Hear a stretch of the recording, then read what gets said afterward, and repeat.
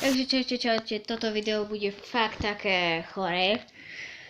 Bude to o modrej veľrybe, o tej hnusnej, odpornej hre. Táto tu sa ho bojí. Ježiš, aj ja už.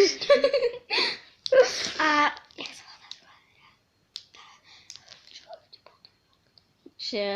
Čo povedal sa tým deckom? Ale nie, to je hento. To je stále tá modrá veľryba. No a...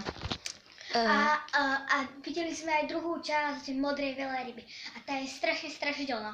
Poviem vám... Není druhá časť. No proste modrá veľryba. Je to pokračovanie. A tam... to je ďalšia modrá veľryba, tak. To je iná hra.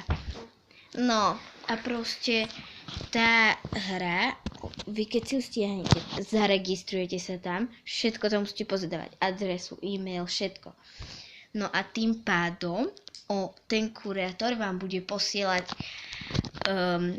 na každý deň nejaké tie úlohy, aby ste spravili.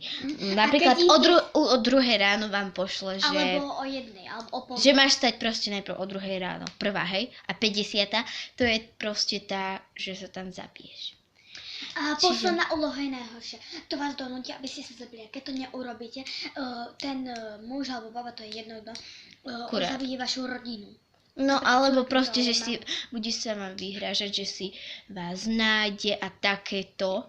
No ale ja som si pozerala tú hru na Google, no na obchod Play, no a ona tam bola.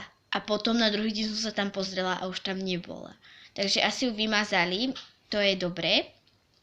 Takže si môžeme vydýchnuť, ale dá sa to ešte stiahnuť cez nejaké iné tie obchody Play, takže nesťahujte si to, varujem vás. Nechcem, aby sa vám to stalo, že ukáže vám to tam, že si máte vyrezať do ruky veľrybu nožom a takéto.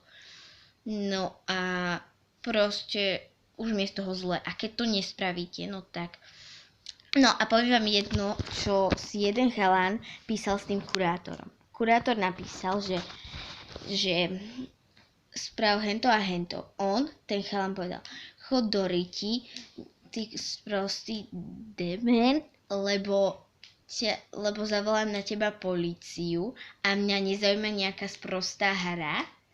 No a ten kurátor ja neviem čo, ale on sa mu vyhrážal. Potom sa ten chlapec zlakol a proste ja už neviem ďalej čo spravil, ale jedno z toho, buď sa zabil, alebo zavolal políciou. Ale asi sa zabil. Nechcem vás strašiť, ale je to dosť strašidelné. Takže čaute. Toto bolo o modrej veľrybe. Bojím sa.